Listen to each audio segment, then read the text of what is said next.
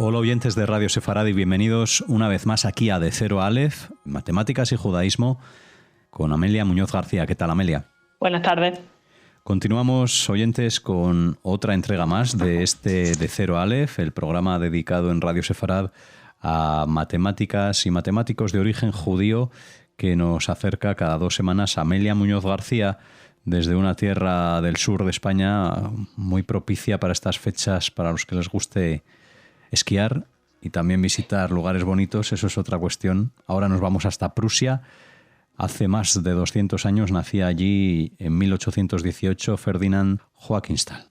Pues sí, en efecto, este hombre va a ser un matemático judío, experto en geometría cartesiana, y va a realizar numerosas contribuciones, por ejemplo, en la revista alemana Krell, sobre teoría de superficie. Va a aplicar también teoría de determinantes en geometría, que es una cosa bastante novedosa en aquel momento. Y van a salir algunos apuntes y libros suyos editados tanto durante su vida como a título póstumo. A título póstumo, entre otras cosas, porque primero él era un perfeccionista, entonces para que saliera cualquier cosa le daba una vuelta y otra vuelta, así que tardaba en salir su material. Y por otra parte, como pueden imaginarse por las fechas de nacimiento y muerte, nace en 1818 y muere en 1861, su vida es bastante corta, 43 años, entonces no le da pie a hacer todo lo que él quería. Para comentar un poco su infancia, él nace, como decíamos, en 1818 en Goldberg, que es una ciudad que entonces pertenecía a la Silesia prusiana y actualmente se conoce como Zotorilla, y es una ciudad polaca cerca, entre comillas, de la frontera con Alemania y Suiza. Entonces, una de las ciudades, se considera una de las ciudades más bonitas de Polonia y con una antigüedad de siglos. Ya se sacaba allí oro y cobre a finales del siglo XII. Lo que le quiero decir con esto es que no se trataba ni de una villa perdida ni de una ciudad de nueva creación, sino que tenía poso, ¿no? Llevaba bastante tiempo funcionante. Su padre era comerciante y puede permitirse mandarlo a la escuela en una ciudad cercana, en una ciudad mayor, llamada Legnica, y esta va a llegar a ser incluso capital de la mayor parte de Polonia en su día. Una ciudad también con cierto impulso y cierta tradición y un cuerpo universitario y estudiantil más potente. Entonces allí se va a cruzar, por ejemplo, con el matemático Eduard Kummer, que ya de pequeño lo anima a Ferdinand a investigar y lo guía en sus estudios. Kummer va a ser una influencia importante a lo largo de la primera parte de su carrera como estudiante, entre otras cosas por eso, porque se va a encontrar con que a raíz de este impulso que le da, va a acabar en la Universidad de Berlín en 1836, donde va a pasar año y medio y posteriormente se va a ir moviendo, como era tradición, se traslada a Königsberg y a continuación a Halle, donde comienza a investigar de cara a su tesis de 1840, que iba sobre la línea más corta en la superficie de rotación de la Tierra. Veamos, las líneas rectas son normalmente las más cortas entre 2 puntos. Digo normalmente porque si te encuentras con un agujero que está en ese camino de la línea recta y lo tienes que rodear, pues ya no es línea recta, ¿no? Ya empiezan a surgir otro tipo de líneas, de curvas que se llaman geodésicas, la línea más, que marca el camino más corto entre 2 puntos. En el plano y sin obstáculos, como decíamos, son líneas rectas. Si pones obstáculos, pues dependerá de la naturaleza y del número de los obstáculos. En el espacio la misma historia. Pero si te tienes que ajustar a una superficie curva, como por ejemplo la Tierra, pues te salen curvas. En el caso de la Tierra, los meridianos. Tras obtener el doctorado, el siguiente paso va a ser el examen para ser docente, que pasa en 1844, después de lo cual comienza a trabajar como profesor de instituto en Berlín. Primero en la Escuela Real y posteriormente, en 1847, en el College Real francés, donde va a ser nombrado profesor de pleno derecho 5 años después de su llegada, en 1852. Esto no significa que hubiera aparcado sus aspiraciones académicas en el ámbito universitario. De hecho, en el 1845, presenta su tesis de habilitación para poder ser profesor de universidad. Comienza siendo profesor privado, ¿no? Sobre geometría va a ser su tesis en la Universidad de Berlín, siendo el primer judío en conseguir allí la habilitación, la Venia Legendi.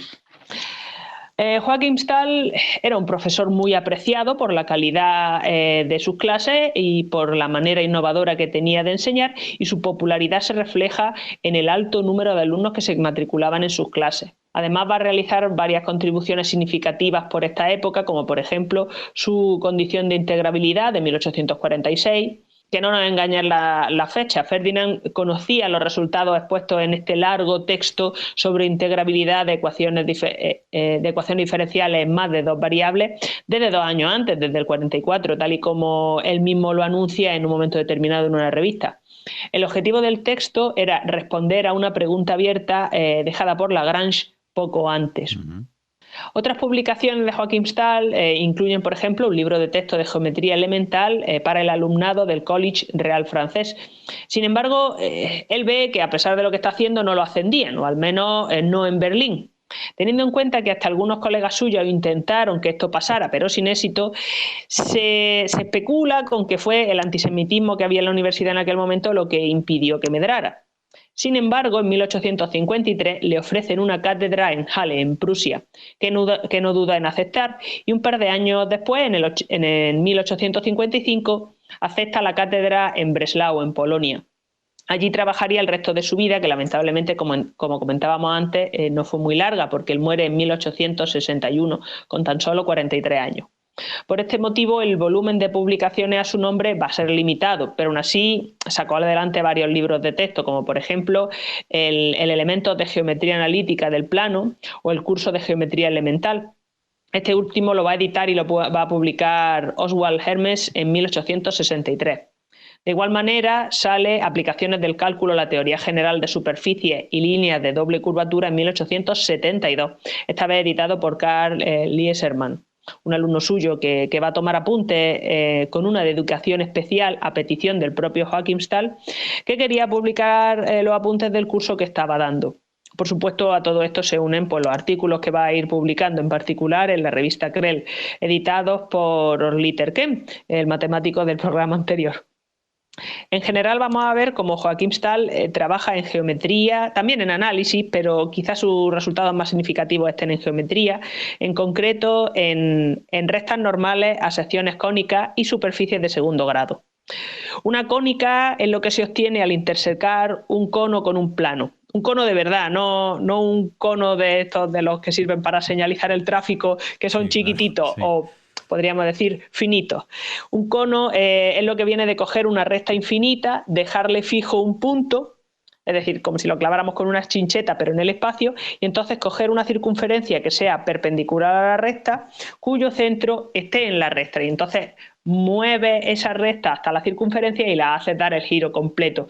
Lo que te sale de nuevo no es un cono de tráfico, sino más bien dos conos infinitos cogidos por el vértice, por la punta. Al intersecar un cono con un plano, pues te va a salir, en función de dónde esté el plano, una parábola, una hipérbola o un vértice. O una elipse, no sé en qué estaba pensando. Una superficie de segundo grado o una cuádriga va a ser una superficie en 3 dimensiones cuya ecuación es un polinomio de grado 2 en 3 dimensiones. Un polinomio de grado 2 que iguala a 0 para que te salga la ya mencionada superficie. La normal a estas curvas va a ser una línea perpendicular a la tangente de la curva. Entonces, resultados geométricos sobre este tema va a ser, por ejemplo, el segundo teorema de Joachim Stahl, que dice que si dibujas 4 rectas normales a un círculo en 4 puntos determinados, A, B, C y D, pues estas 4 normales, si consigues que se corten en un punto, es decir, si eliges estos A, B, C y D de tal manera que las 4 normales se intersecan todas en el mismo punto, entonces se puede trazar un cuadrilátero inscrito en el círculo que pase por 3 de esos puntos y uno que sea diametralmente opuesto al cuarto, diametralmente opuesto que está justo enfrente. Entonces hay una versión más amplia de este teorema que ya en vez de ir sobre circunferencia va sobre elipse, pero cuando es en el círculo pues se habla del círculo de Joachim Stahl. También tenemos, por ejemplo, las notaciones de Joachim Stahl, que sirven para escribir las ecuaciones de las tangentes y las polares de cónicas planas, de cónicas proyectivas, y que llegan a influir en el trabajo de otros matemáticos como, por ejemplo, Frank Morley. Esto es muy significativo porque Una cosa es que tú tengas un resultado o hagas unos estudios y en función de esos teoremas llegue alguien y amplíe tu trabajo, y otra cosa que no deja de ser llamativa es que tú tengas una manera de escribir las cosas, una notación que sea tan clara, que sea tan buena, que lleve a otros matemáticos a trabajar al respecto, que es lo que pasa aquí con Joachim Stahl. No suele ser muy, muy común. Otros resultados también de Joachim Stahl con nombre pues van a ser la superficie de Joachim Stahl y él vamos a ver que en un momento determinado hace esfuerzos para introducir coordenadas oblicuas en geometría. Nosotros estamos acostumbrados a que los ejes de coordenadas, los ejes cartesianos, formen un ángulo recto. Bueno, pues él considera que en determinadas circunstancias es más interesante si los ejes de coordenadas no hacen un ángulo recto, coordenadas oblicuas. ¿Qué es lo que hace esto? Pues facilitar el tratamiento de todas aquellas figuras que tenga en ese espacio. Entonces, Joachim Stahl va a ser conocido, como comentábamos, como un profesor extraordinario que atraía a multitud de alumnos a su aula. Él va a enseñar sobre todo geometría y análisis, pero no solo a matemáticos, sino también a ingenieros de la metalurgia. En un momento determinado tiene un curso para ello. Sus manuales eran extraordinarios por esa capacidad que tenía de alcanzar no solo a matemáticos, sino a estudiantes de otras ramas. Pero, como comentábamos, era un perfeccionista y se notaba. A cambio de este perfeccionismo, su número de publicaciones va a ser pequeño. Y no solo porque muera joven, sino porque también mucho se va a quedar sin publicar, ya que revisaba todo lo que escribía una y mil veces. Y a veces pues no lo llegaba a completar. En parte por eso Joachim Stahl se podría haber quedado un poco olvidado porque bueno, él va a competir con matemáticos pues como Kummer, su maestro, como Dirichlet, Jacobi, Weierstrass, Eisenstein, que son personas que tienen un nombre muy grande, con mucho peso. Pero por el tipo de cosas que hizo Joachim Stahl tampoco conviene olvidarnos de él. Para eso estamos aquí en Radio Sefarad, para recordar a matemáticos de origen judío, también autoras dedicadas a esta ciencia.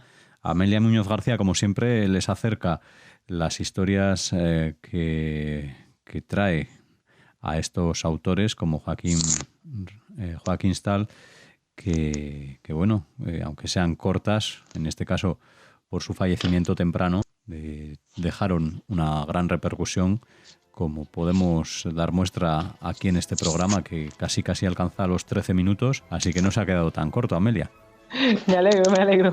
Bueno, pues gracias como siempre. Les invitamos a escuchar otras grabaciones, otros podcasts aquí en radiosefarad.com dedicados a autores judíos de esta ciencia de las matemáticas en De Cero a Aleph. Muchas gracias por escucharnos y muchas gracias, Amelia, por hacer posible el programa. Gracias a ustedes.